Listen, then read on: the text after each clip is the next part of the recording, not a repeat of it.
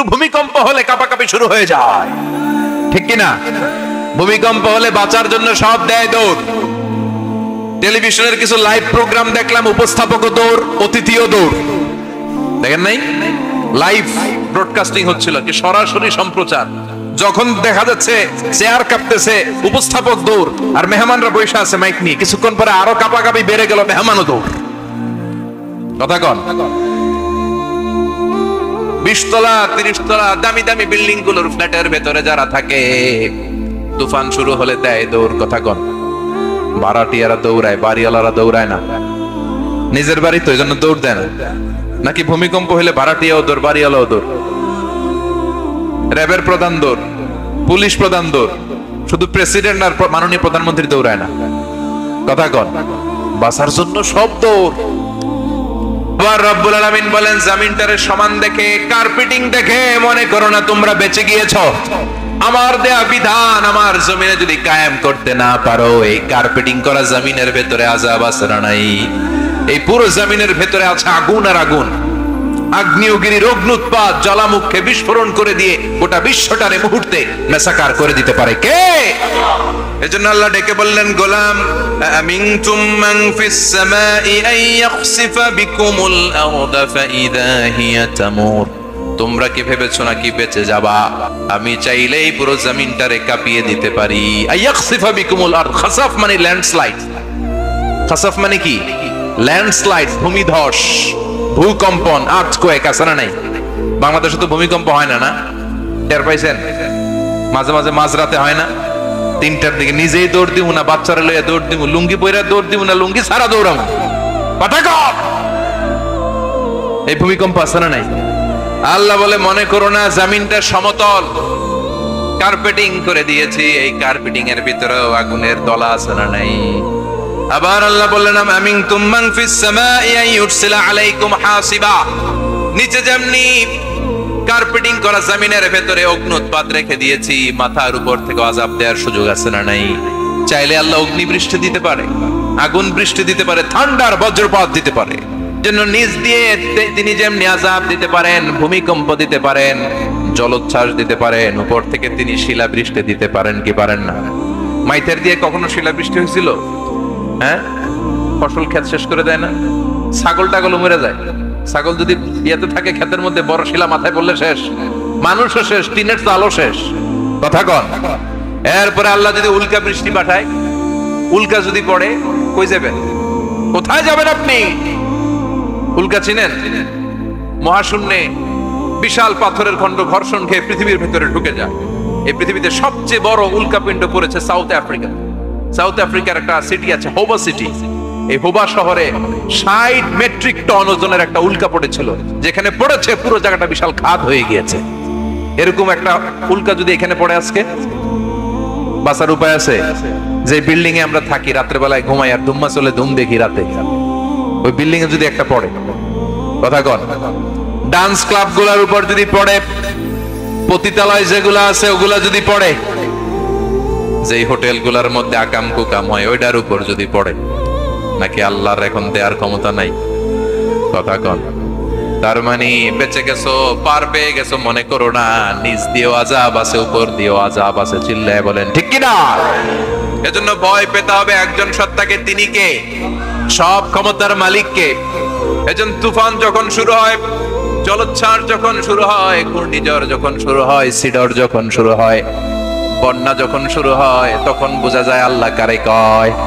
কক্সবাজারে যখন জলোচ্ছ্বাস হয়, মহেশখালী দ্বীপে যখন তুফান হয়, টর্নেডো হয়, জলোচ্ছ্বাস হয়, গৌতম বুদ্ধের অনুসারী যেই বুদ্ধ ধর্মের লোকেরা আছে, বুদ্ধ পাদ্রীরাও নেমে নেমে জিকির করা শুরু করে দেয়। কার? সবাই তখন পড়ে লা ইলাহা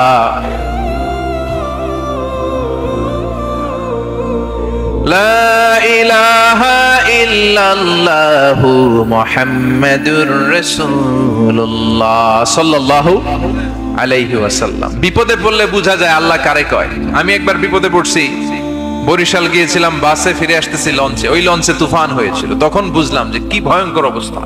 ওই লঞ্চের সবাই আস্তিক নাস্তিক, মুসলমান হিন্দু সবাই জিকির করা শুরু করে দিয়েছে আল্লাহ। সুবহানাল্লাহ কইবেন না? লঞ্চ যখন কেঁপে ওঠে সবাই বলে বাঁচাও। আমি বললাম কে বাঁচাইবে ওকে? হুজুর আপনি বাঁচান। আমি বললাম তাইলে আমারে বাঁচাইবো কেডা?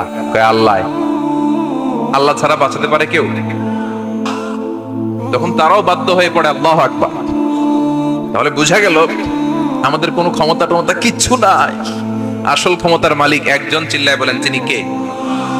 সে আল্লাহ বললেন তাবারাকাল্লাযী বিয়াদিহিল মুলকু ওয়া হুয়া আলা কুল্লি শাইইন কাদির। সুমহান সেই সত্তা যার হাতে ক্ষমতা, ক্ষমতা কার হাতে? সব ক্ষমতার মালিক আল্লাহ। তবে আমাদেরকে আল্লাহ কিছু ক্ষমতা দিয়েছে, এটা লিমিটেড। এটা কি? যেমন এই যে মাননীয় প্রধানমন্ত্রী ওনার দল নিয়ে বাংলাদেশ আওয়ামী লীগ নিয়ে যে ক্ষমতায় আসেন কয় বছরের মেয়াদে? কোন কোন দেশে ক্ষমতায় আসে 10 বছরের মেয়াদে, আছে না নাই? আল্লাহ আসছে কয় বছরের মেয়াদে?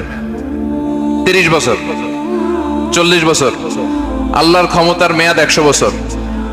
এরপরে রিনিউ করা লাগবে। এটা কথা বলেন। আল্লাহ বলেন হুয়াল আউয়ালু ওয়াল আখিরু ওয়াল যাহিরু ওয়াল বাতিন ওয়া হুয়া বিকুল্লি শাইইন আলিম। আমি প্রথম, আমি শেষ, আমি প্রকাশ্য, আমি গোপন। ঠিক কি না?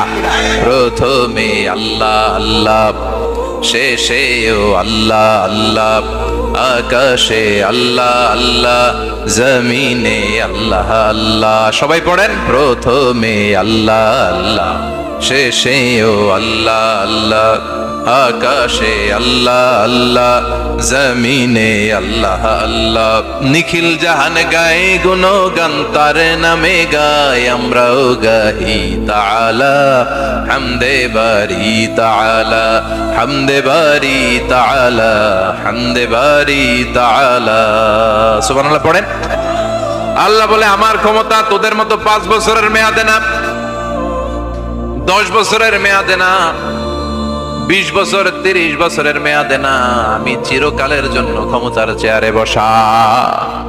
চিরকালীন মেয়াদ, সৃষ্টির সূচনার আগ থেকে তিনি আছেন, অনাদিকাল পর্যন্ত তিনি থাকবেন। তার ক্ষমতার মেয়াদ আনলিমিটেড মেয়াদ। চিৎকার করে বলেন ঠিক কি না? আবার পৃথিবীর অনেক দেশে দেখবেন ডেমোক্রেটিক সিস্টেমে, আমাদের দেশেও তো গণতান্ত্রিক সিস্টেমে ভোটাভুটির মধ্য দিয়ে ক্ষমতায় আসে না। যাদেরকে ভোট দেওয়া হয় বেশি তারা ক্ষমতায় চলে যায়। আল্লাহ তো ভোটে আসছে ক্ষমতায়। কথা কন, তো কেমনে আসছে? কারচুপি করে। কথা বলেন। আল্লাহ ভোটে আসা লাগে নাই, কেউ তাকে ভোট দেয়া লাগে না। আবার অনেক দেশে আছে মোনার্কি সিস্টেম, রাজতন্ত্র, রাজার পোলা রাজা। আল্লাহর বাপ ছিল রাজা, এই জন্য আল্লাহ রাজা। কথা বলেন না, আল্লাহ রাজতন্ত্রের সিস্টেমও আসে নাই। আবার অনেক দেশে আছে ডিক্টেটরশিপ, একবার ক্ষমতা পাইলে মাগার চেয়ার ছাড়ে না। আছে না নাই? 20 বছর 30 বছর চলতেই থাকে, আছে না নাই? আল্লাহ কি এই সিস্টেমে আসছে? আল্লাহর ক্ষমতার সাথে পৃথিবীর কারো ক্ষমতার কোনো মিল নাই। চিৎকার করে বলেন ঠিক কি না? আবার অনেক দেশে কোয়ালিশন করে ক্ষমতায় যেতে হয়, জোট করে। জোটের রাজনীতি এদেশে আছে না নাই? 4 দলীয় জোট, 10 দলীয় জোট, 14 দলীয়, 18 দলীয়, 20 দলীয়, মহাদলীয়, মহাজোট, সামনে হবে মহাজোট। কথা ঠিক কিনা বলেন? তো আল্লাহ কিরকম জোট করে আসা লাগছে? কথা বলেন। তার মানে আল্লাহর ক্ষমতা আমাদের ক্ষমতা এক নয়। আবার পৃথিবীর অনেক দেশে গণ অভ্যুত্থানের মাধ্যমে অনেককে ক্ষমতা থেকে নামানো হয়। ঠিক কিনা? গণ অভ্যুত্থান হয় না, সেনাবাহিনীরা কু করে না, মিলিটারি কু করে ক্ষমতা থেকে নামায়। তো আমরাও যদি আল্লাহর বিরুদ্ধে একটা আন্দোলন করি, আল্লাহ তো নেমে যাবে, নামানো যাবে না? আচ্ছা আমরা পারলাম না, জিনেরা যদি আমাদের সাথে যোগ দেয়, মানুষ জিন ভাই ভাই, আল্লাহর রক্ষা নাই। কথা বলেন, তাও পারা যাবে না। ফেরেশতারাও যদি কয় আমরাও মানি না, তাইলে তো শেষ আল্লাহর গদি। আল্লাহ বলে গোটা বিশ্বের সবাই মিলে যদি আমার বিরুদ্ধে আন্দোলনে নেমে যাস, আমার ক্ষমতার বিরুদ্ধে যদি মিছিল দেয়া শুরু করে দিস, আমার ক্ষমতার 1 ইঞ্চিও কমাতে পারবি না। সুবহানাল্লাহ পড়েন। এজন্য আল্লাহ বললেন তাবারাকাল্লাযী বিয়াদিহিল মুলকু ওয়া হুয়া আলা কুল্লি শাইইন কাদির। সুমহান সেই সত্তা যার হাতে ক্ষমতা, ক্ষমতা কার হাতে? আবার দেখবেন পৃথিবীর অনেক দেশের রাজারা, রাজা সিস্টেম যেখানে বয়সের ভারে যখন নুজ্জ হয়ে যায়, 80-90 বছর বয়স হয়ে যায়, স্বেচ্ছায় ক্ষমতা ছেড়ে দেয়, ছেড়ে দিয়ে রিটায়ারমেন্টে যায়। কথা কন, শোনেন নাই মনে হয়, আছে না নাই?